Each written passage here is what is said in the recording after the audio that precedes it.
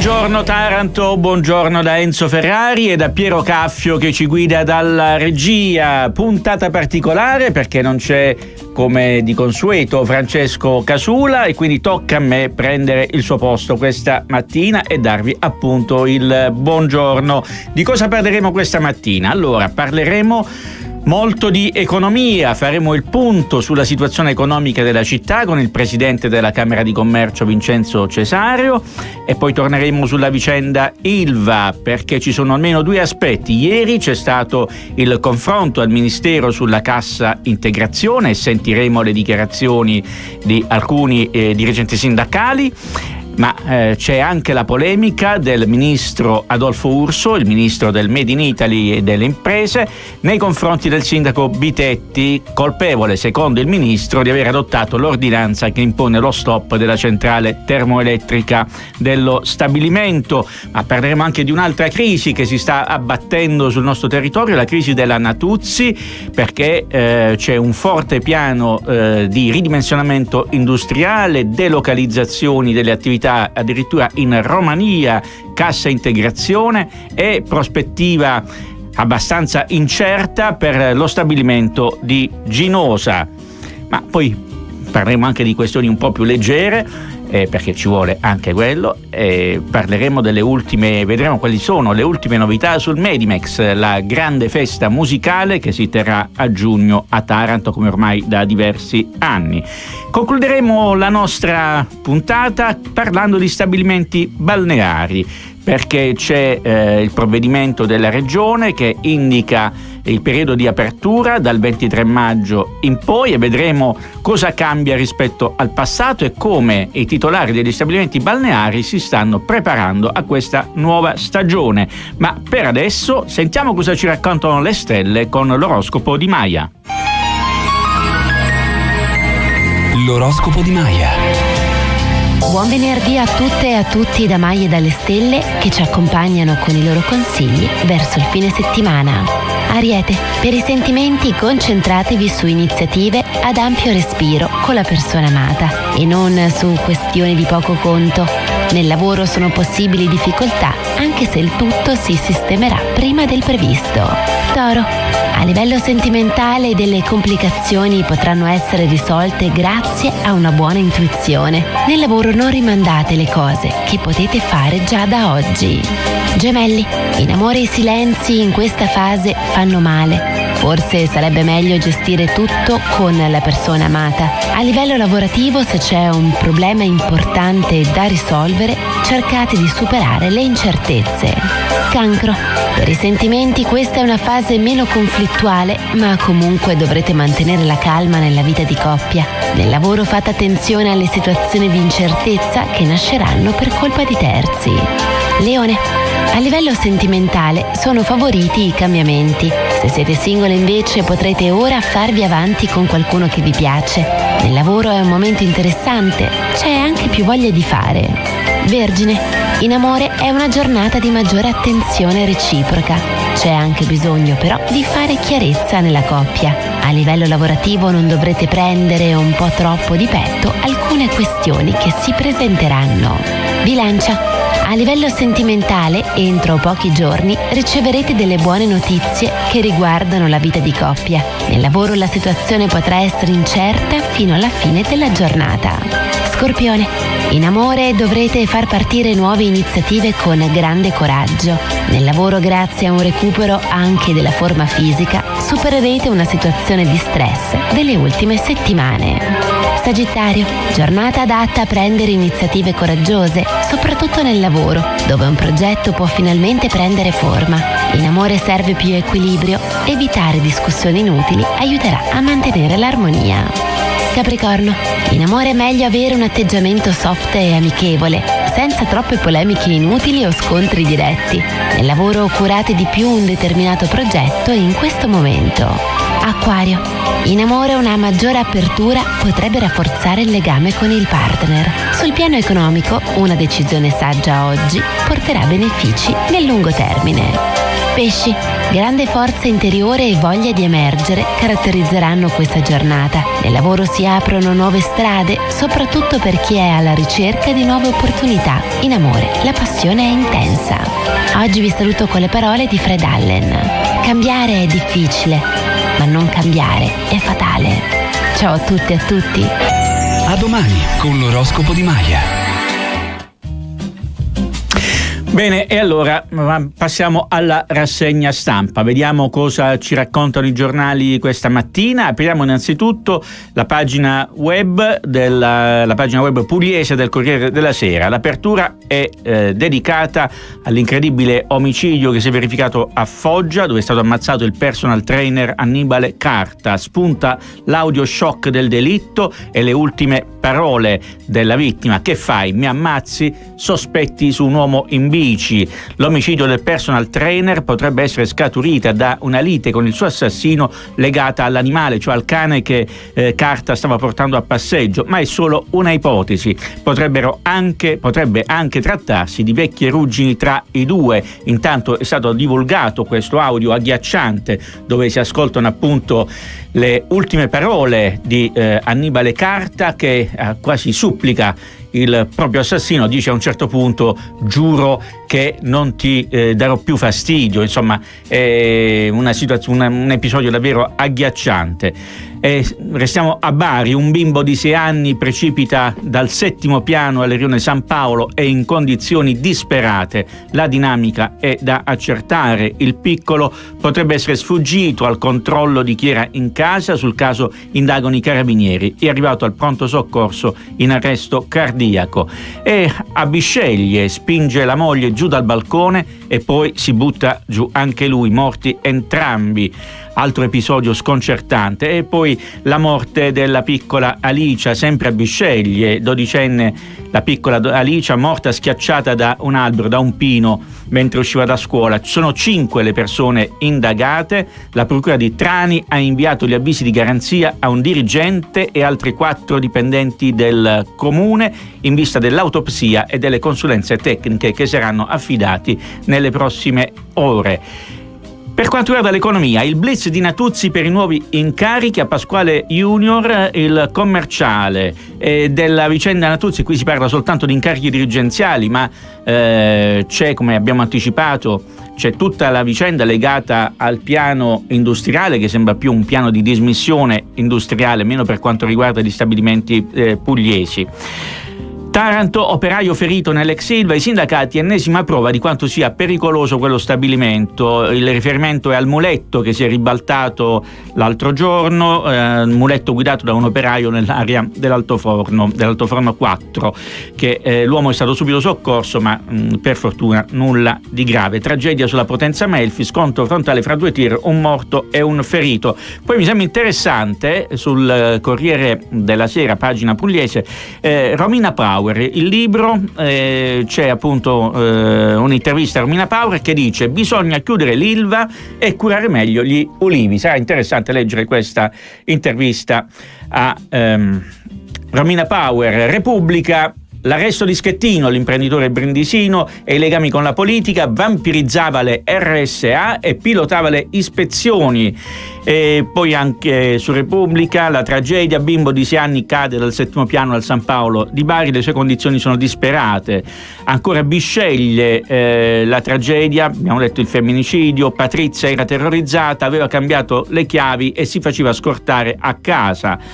L'allarme, rischio tumori per i fumi della Colacem, ora in Salento chiedono lo stop del grande cementificio.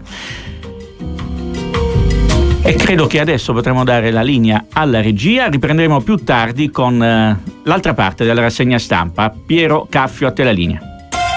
E passiamo alla Gazzetta del Mezzogiorno per continuare la lettura dei giornali della nostra regione. E allora la Gazzetta apre con la violenza nelle carceri, agente penitenziario aggredito durante il controllo di un pacco. La denuncia dal carcere di Taranto: all'interno del pacco sono stati trovati carne e circa 35 grammi di droga. Il poliziotto che è stato aggredito ha riportato la frattura di una costola, e su questo noi avevamo ascoltato proprio ieri Federico Pilagatti, che è il segretario del SAP, che ancora una volta ha denunciato le difficoltà all'interno del carcere di Taranto, con un incredibile sovraffollamento, circa 800 detenuti invece dei circa 300 posti disponibili, con un organico di polizia penitenziaria molto povero rispetto a quelle che sono le esigenze, numericamente povero ovviamente. L'incidente all'ex Ilva: i sindacati denunciano, un muletto si è ribaltato, ferito un operaio. E ancora Lizzano, altra tragedia della strada, trattore contro auto sulla provinciale, morto un agricoltore di 46 anni. È sempre a Lizzano l'incendio che ha distrutto lo stabilimento Blue Sun, le indagini in corso. Morì al rione Tamburi qualche giorno fa l'operaio mentre lavorava ad un palo della luce. Il pubblico ministero dispone l'autopsia e, come vedremo tra poco, ci sono anche degli indagati. Associazione dedita al traffico di droga sull'asse Ginosa-Bologna. Ci sono 16 condanne e 3 finiscono a giudizio. Vediamo invece l'edicola cosa ci racconta. Lettera minatoria, si ritira candidato. L'edicola apre con questa vicenda che riguarda Ceglie Messapica, dove Antonello La Veneziana è stato costretto a ritirarsi dalla corsa a sindaco dopo aver ricevuto delle minacce. E ancora l'inchiesta della Procura di Bari: nel mirino i rapporti tra RSA e ASL. Ve l'abbiamo detto anche in precedenza. Passiamo al Nuovo Quotidiano di Puglia, che apre con la sanità: un buco da tappare, arriva l'aumento dell'IRPEF. E poi De Caro: 100 giorni, la corsa a ostacoli e i fascicoli dedicati. Ex Ilva: Urso boccia la scelta di Bitetti, segnale negativo per gli investitori. Approfondiremo in seguito questa ulteriore polemica. E poi la vicenda dell'ex governatore Emiliano, l'ex presidente della regione, che tenta di rientrare in politica attraverso un incarico alla regione. Si era parlato anche di un incarico speciale per i rapporti con la grande industria, che quindi avrebbe riguardato da vicino proprio Taranto. Ebbene, per il momento il CSM gli sbarra la strada e gli assegna 15 giorni per indicare la sede del suo rientro in magistratura. E poi ancora la vicenda di Bisceglie: la spinge nel vuoto, poi si lancia lui, morti alla vigilia della separazione. Linea a Piero Caffio per un po' di musica. E allora parliamo di cose meno leggere, cioè l'economia di Taranto e della sua provincia. Non è un periodo molto buono, non da oggi, ma ormai da alcuni anni. Soprattutto il commercio è in grave crisi. Le saracinesche si abbassano continuamente, purtroppo senza rialzarsi, tanti locali vuoti. Incombe questa vertenza che ci trasciniamo da tantissimi anni, quella dell'Ilva, che in qualche modo condiziona l'intero assetto economico di Taranto e della sua provincia. E allora abbiamo fatto il punto con il presidente della Camera di Commercio, Vincenzo Cesario. Lo ha intervistato per noi Valentina Castellaneta e sono venuti fuori dei dati molto interessanti e allo stesso tempo anche preoccupanti. Sentiamo. Lo stato di salute delle imprese tarantine è caratterizzato e non da poco tempo da una caratteristica che è l'incertezza. Il presidente della Camera di Commercio di Brindisi e Taranto, Vincenzo Cesario, non ha dubbi. E ancora la vicenda dell'ex Ilva a frenare le iniziative economiche sul territorio. E nonostante una volontà di dinamicità, l'incertezza rallenta gli investimenti, un fatto che porta i tarantini a tagliare le spese non solo in casa ma anche nella gestione delle imprese. E questa è una delle caratteristiche che io mi permetto di sottolineare anche attraverso gli organi di stampa ai decisori politici, perché noi probabilmente questa vicenda dobbiamo chiuderla una volta per tutte, perché dobbiamo cominciare in qualunque maniera, dobbiamo cominciare a dare serenità al sistema e capire da che parte ci dobbiamo, in che direzione dobbiamo andare con le nostre economie. Secondo i dati della Camera di Commercio, infatti, le imprese stanno rallentando gli investimenti, in particolare in ricerca e sviluppo, poiché i manager danno priorità alla stabilità in un clima di incertezza. Eppure negli ultimi tempi su Taranto e sulle sue imprese è caduta una pioggia di bandi e incentivi come i PMTP,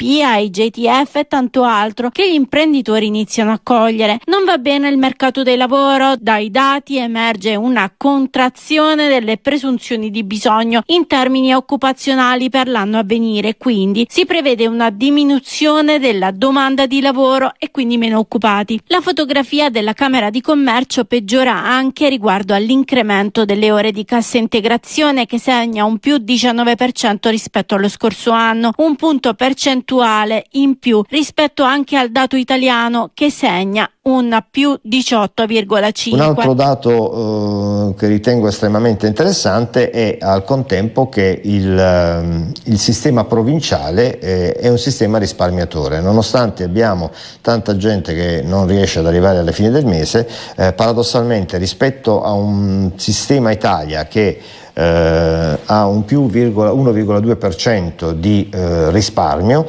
abbiamo nella provincia di Taranto un più 5,5%, il che significa che siamo ricchi e risparmiamo di più? No, significa che spendiamo di meno, e questo fa il paio poi con la cessazione dei negozi purtroppo già soprattutto nel borgo cittadino. E infatti sono i negozi di vicinato a soffrire di più, schiacciati anche dagli acquisti online. Nel 2025 le cessazioni di attività e quindi le chiusure hanno superato le aperture di quasi 200 unità. Al contrario, il commercio specializzato, che ha diversificato l'offerta o che ha puntato sull'online, sta ottenendo risultati migliori. La ristorazione è un caso emblematico. Non è un caso che nel 2025 le chiusure a circa 166 siano state quasi il doppio delle aperture, solo 86 nuovi locali. Una situazione che per Cesario può migliorare solo attraverso decisioni politiche definitive per dare serenità al sistema. Credo che bisognerebbe assumere delle iniziative di natura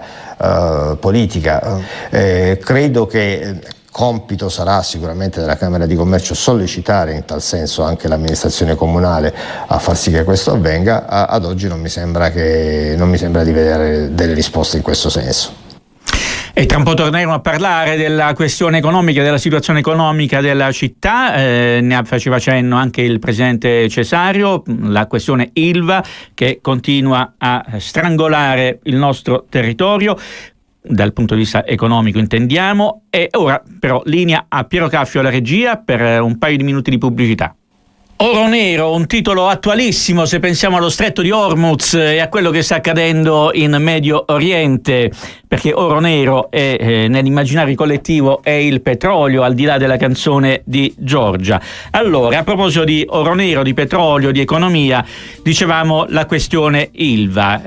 Scoppia la polemica sollevata dal ministro Urso dopo che il sindaco di Taranto Piero Bitetti ha emanato l'ordinanza con la quale dà lo stop alla centrale termoelettrica che alimenta lo stabilimento siderurgico. Sentiamo cosa ha detto il ministro Urso. Un pessimo segnale che rischia di compromettere la continuità aziendale dello stabilimento. Così il ministro Adolfo Urso ha commentato l'ordinanza con la quale il sindaco Bitetti impone lo stop alla centrale termoelettrica che alimenta gli impianti del siderurgico. Si apre così un nuovo fronte di scontro tra comune e governo sulla irrisolta vertenza ex Ilva. Il ministro ha espresso forti preoccupazioni per le ricadute che l'ordinanza di Bitetti può avere sul futuro dello stabilimento di Taranto.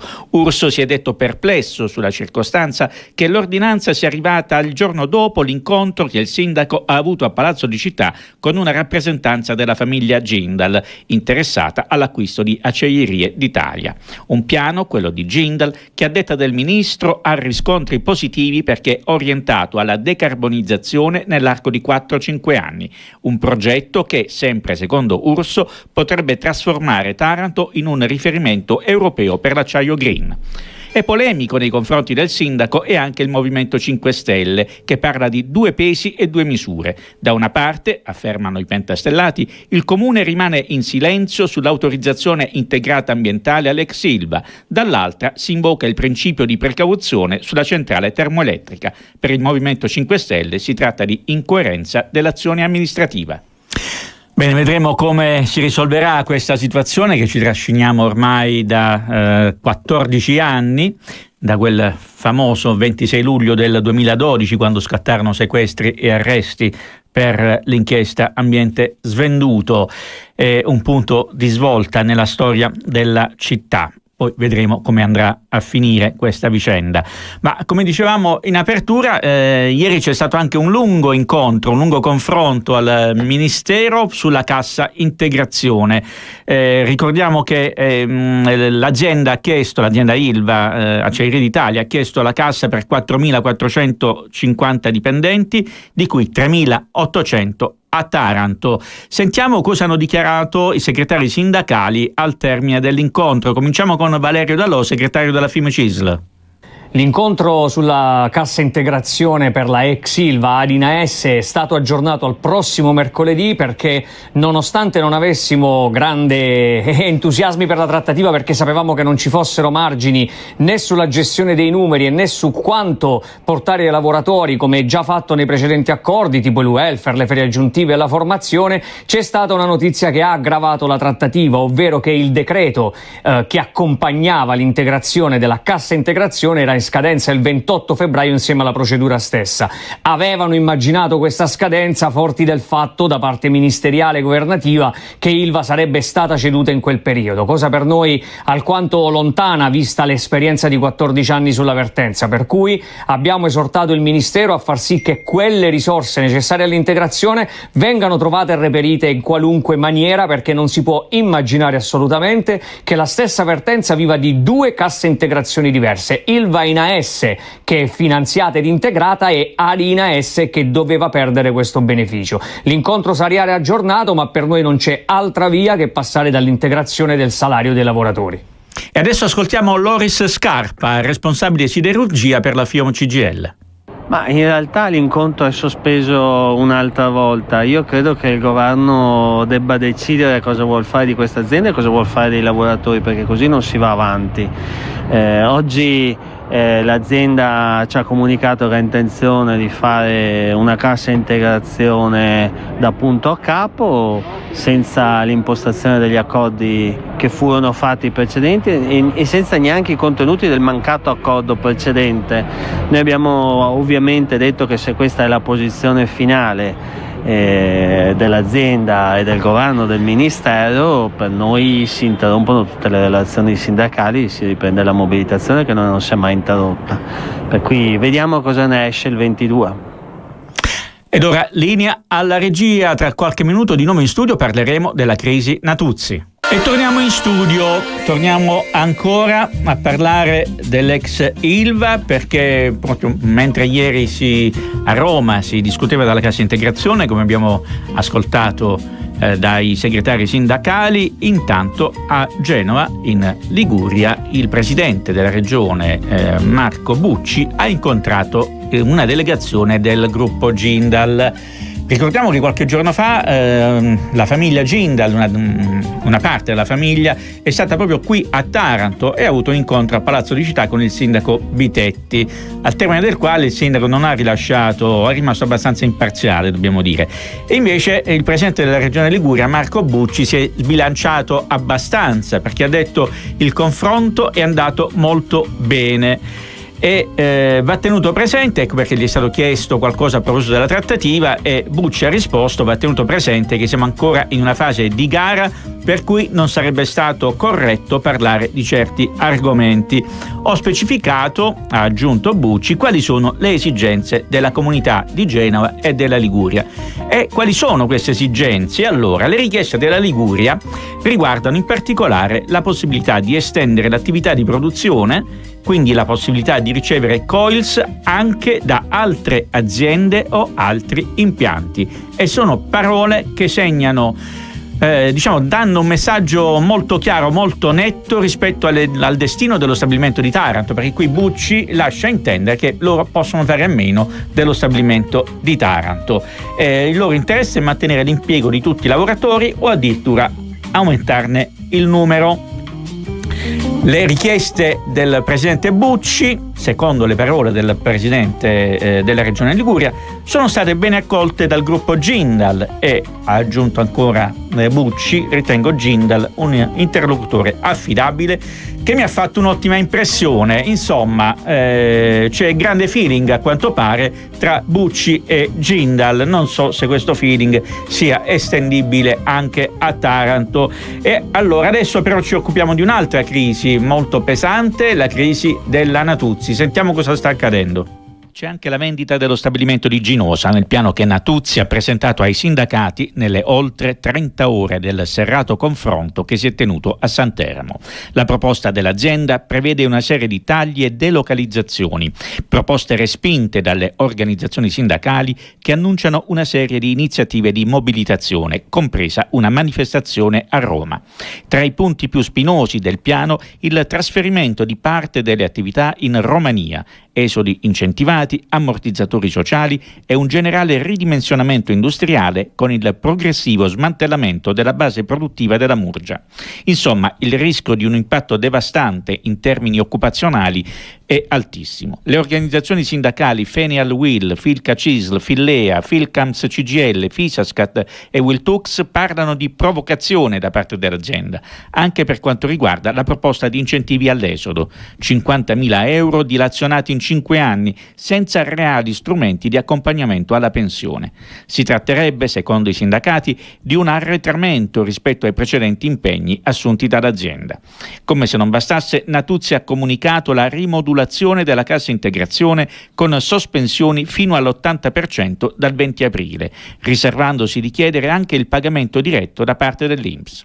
In definitiva, sempre secondo i sindacati, saremo di fronte ad un piano che scarica su lavoratrici e lavoratori il peso della ristrutturazione senza alcuna certezza per il futuro.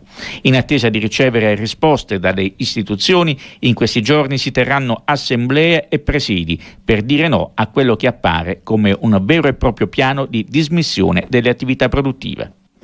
E sulla vicenda Natuzzi interviene il consigliere regionale, già parlamentare, Ubaldo Pagano. Dice: la richiesta di Natuzzi al Ministero del Lavoro di incrementare fino all'80% la sospensione dei lavoratori in cassa integrazione è una notizia che fa male, ma che non ci coglie impreparati.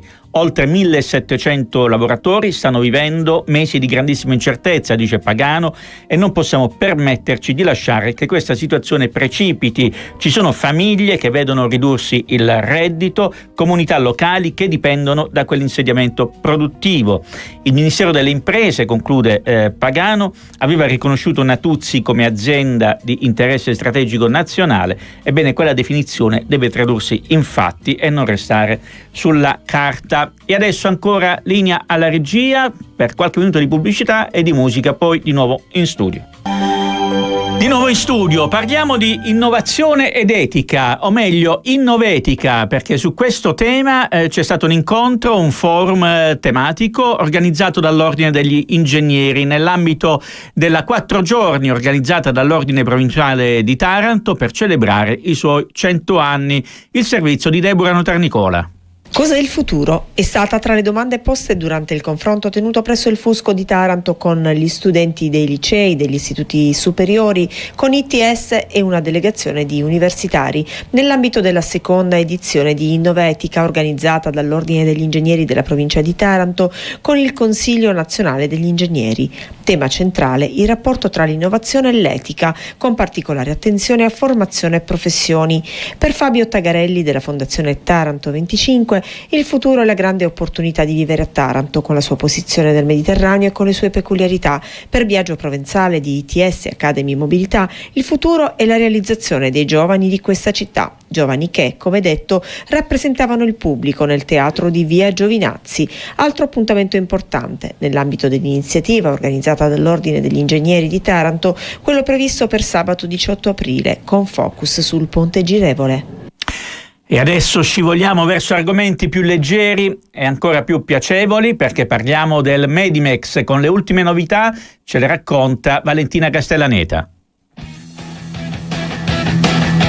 Se qualcuno nel 1976 avesse detto a Joey Ramone che le sue foto sarebbero finite in un museo archeologico accanto ai reperti della Magna Grecia, probabilmente avrebbe risposto con un grugnito. Eppure Taranto si prepara a vivere esattamente questo paradosso a cui ormai il Medimex e il Marta ci hanno abituati dopo la mostra su Lou Reed, quella di John Lennon e tante altre. Dal 17 al 21 giugno quest'anno Taranto si trasformerà nella capitale della cultura punk, celebrando i 50 anni del movimento che ha cambiato per sempre il DNA della musica e del costume. Il fulcro narrativo di questa edizione è la mostra nazionale Roberta Bailey, The Ramones, CBGB's and New York City, ospitata nelle sale del Marta. Roberta Bailey non è stata solo una fotografa, ma la custode del tempio, lavorando alla porta dello storico CBGB's, locale di New York, ha immortalato l'esplosione di una scena che non sapeva ancora di star facendo la storia. In esposizione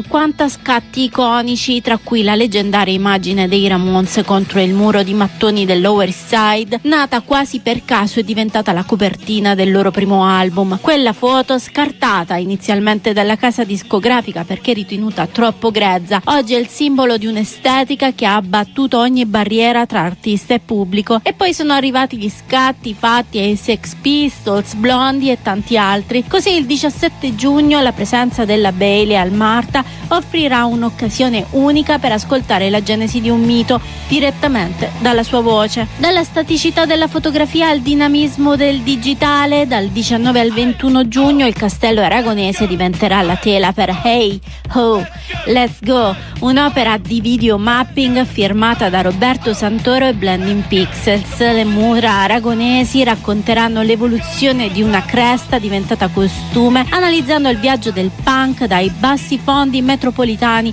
fino alla cultura di massa e al cinema. Una narrazione visiva che unisce i Ramones, Clash, Sex Pistols fino all'eredità pop dei Green Day e Blink-182. Il festival, promosso da Regione Puglia e Puglia Culture, non dimentica la sua anima sonora. Tra i talk, le mostre, il palco di Taranto ospiterà giganti come Pet Shop Boys, Suede e Slow Dive, confermando il Medimex come il principale crocevia tra passato, presente e futuro della scena internazionale. Il punk, insomma, non è morto. A Taranto nel 2026 dimostra di essere un'attitudine più viva che mai.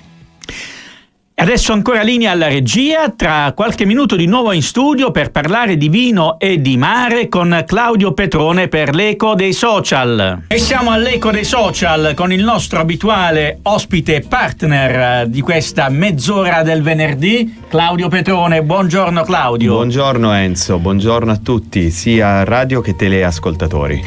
Stamattina Enzo ci siamo ripromessi di parlare di due argomenti liquidi.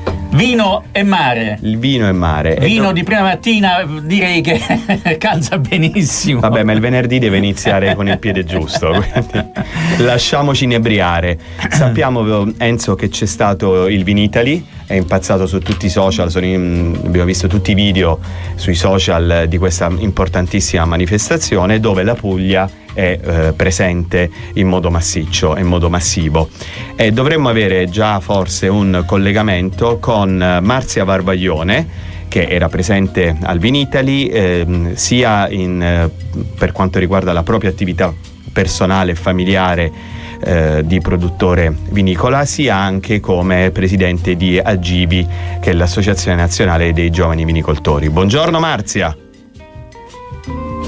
Buongiorno Enzo e bentrovati. Buongiorno Marzia Varvaglione. E allora, com'è andata questa edizione del Vinitaly per i vini nostrani, i vini pugliesi e quelli tarantini?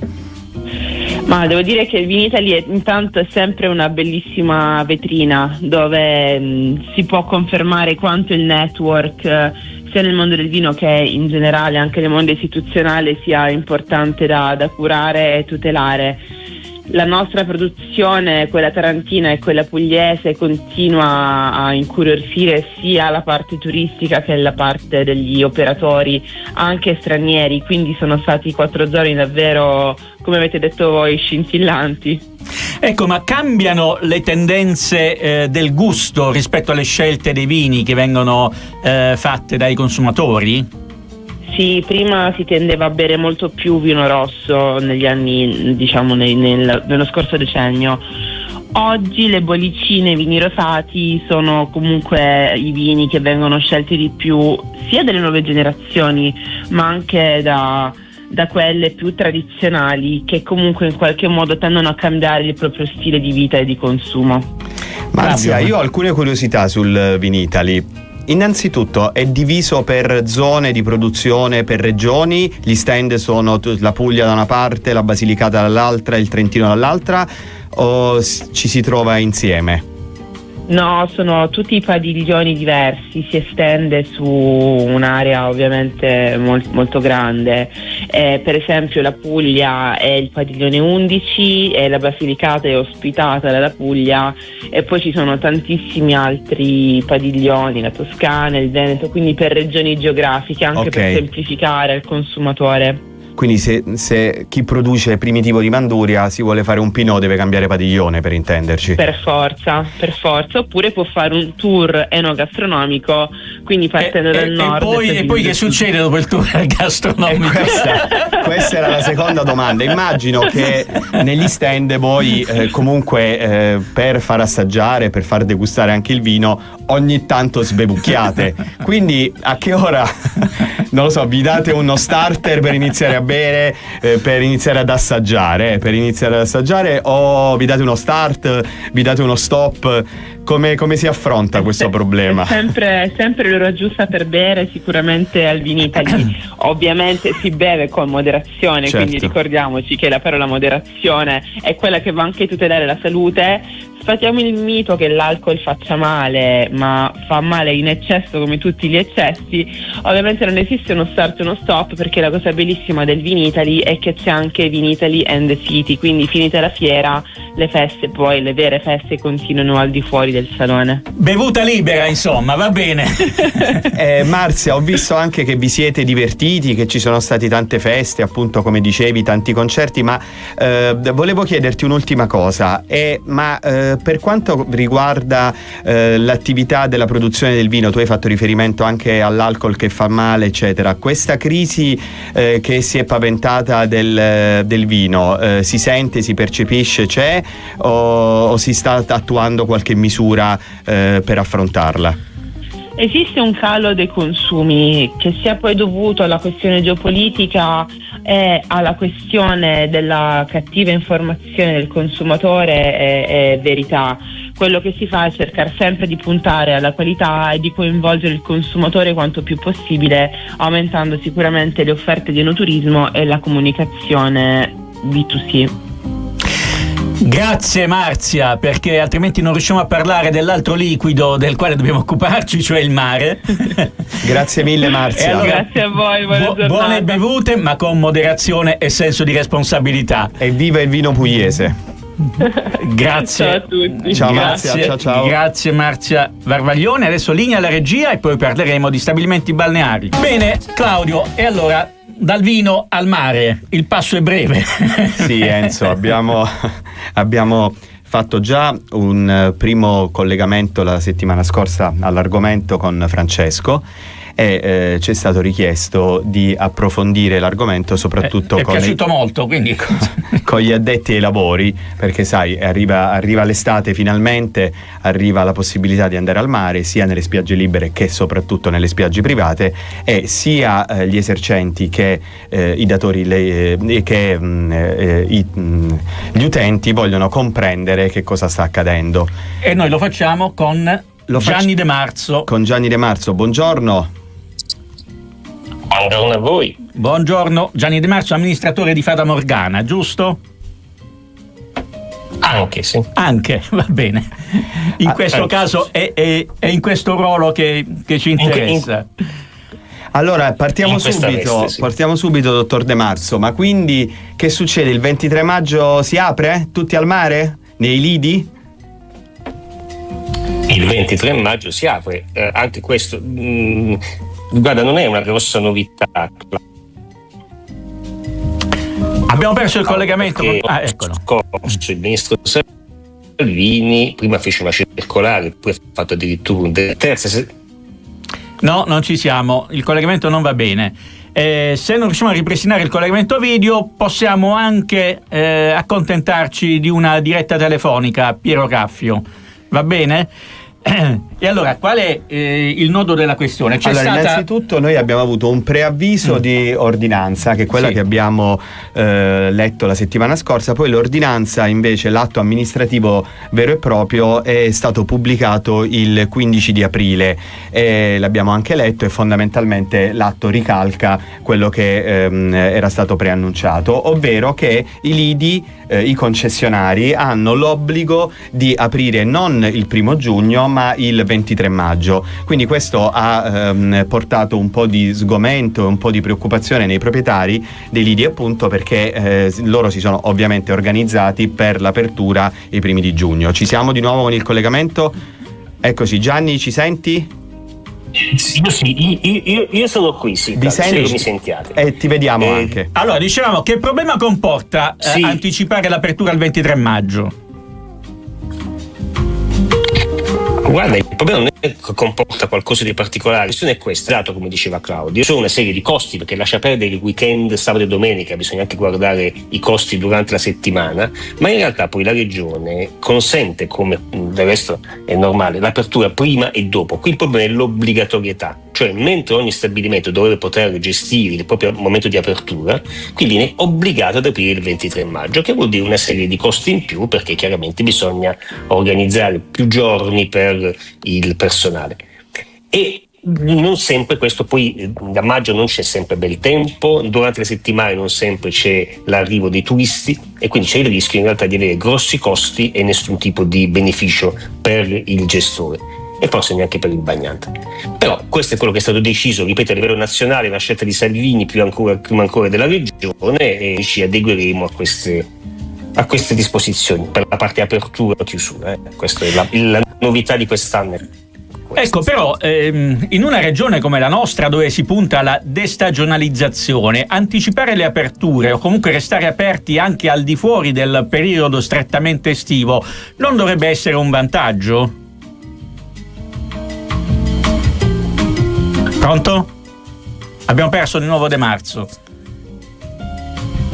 Piero, io direi di andare con la telefonica, con una semplice telefonica. Claudio, dicevamo. Sì, no, poi tra le altre cose nell'ordinanza, lo chiederemo anche a Gianni, nell'ordinanza si fa riferimento alla possibilità, ne abbiamo parlato con Francesco, di introdurre all'interno degli stabilimenti balneari anche borse frigo, anche i famosi cibi portati da casa. La focaccia e la parmigiana si possono portare, l'ho letto nell'ordinanza. E quindi vedremo che cioè, se ci saranno anche delle misure per concedere questa usanza, diciamo prettamente pugliese. Poi c'è una cosa molto importante a mio avviso, ovvero il divieto di fumare in spiaggia, di fumare nei lidi. E questo mi sembra, lo dico da non fumatore, mi sembra un segno di civiltà non fumare, perché sì, vero, siamo all'aria aperta, però si disturba anche chi è accanto. Sentiamo se c'è Gianni.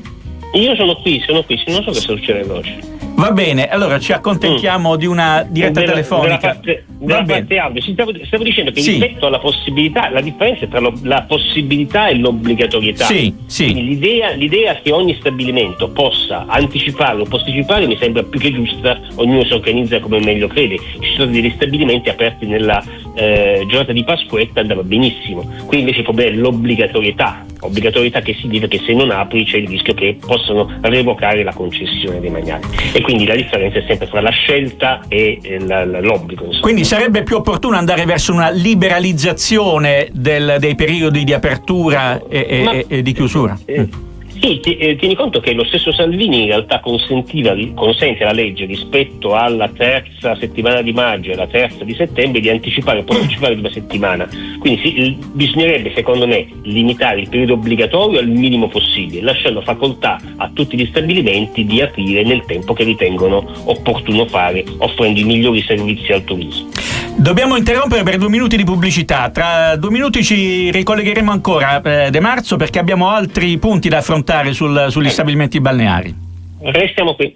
Andiamo per gli ultimi minuti di Buongiorno Taranto con Claudio Petrone per l'angolo L'Eco dei Social, e siamo collegati con Gianni De Marzo, amministratore di Fata Morgana, perché stiamo parlando di questo provvedimento della Regione che impone l'apertura degli stabilimenti balneari il 23 maggio. C'era Claudio che voleva approfondire questo aspetto. Allora Gianni, una curiosità, ma prima di queste ordinanze, di questo provvedimento della Regione, vi siete parlati, cioè avete interloquito con la Regione per capire anche quali fossero le loro intenzioni?